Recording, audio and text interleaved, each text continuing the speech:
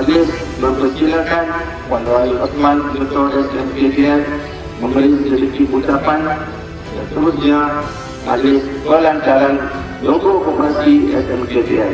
Dengan segala hormatnya, silakan. Jadi, tahniah sekali lagi kepada semua yang terlibat dengan lafaz Bismillahirrahmanirrahim. Dengan ini saya merasmikan logo Koperasi SMK Tengku Laksamana Kedah Berhad. Izinkan saya nak bercerita mengenai logo koperasi kita. Slogan koperasi kita untuk kita.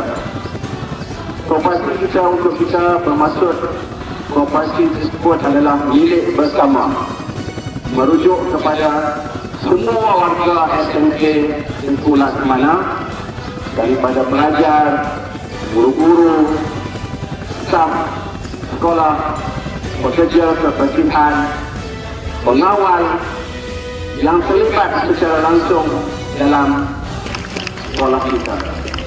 Semangat kebersamaan dan kerjasama dalam membangunkan koperasi.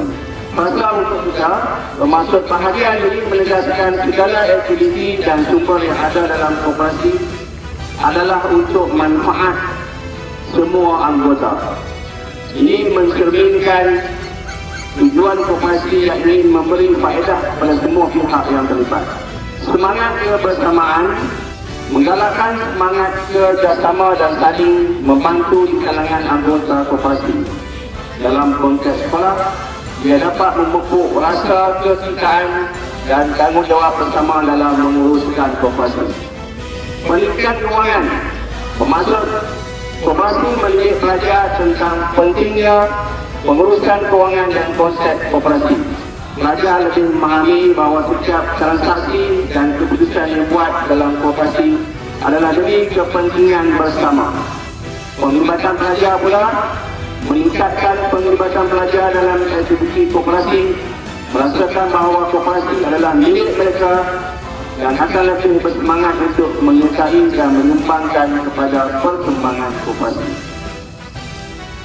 Menggunakan slogan dan rencana koperasi sekolah memberi identiti yang jelas kepada koperasi tersebut, menjadi simbol yang menunjukkan visi dan misi koperasi serta mengingatkan semua anggota tentang tujuan bersama penubuhannya. Meningkatkan kesedaran.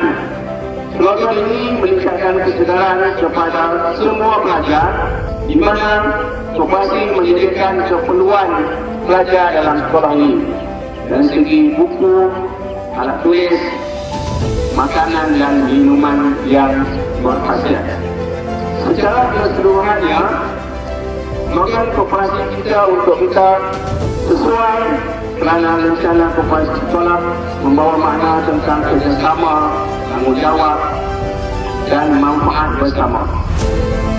Semangat memuncul dalam kalangan pelajar menjadikan koperasi sebagai platform untuk memberi pembelajaran dan penglibatan aktif dalam kalangan pelajar.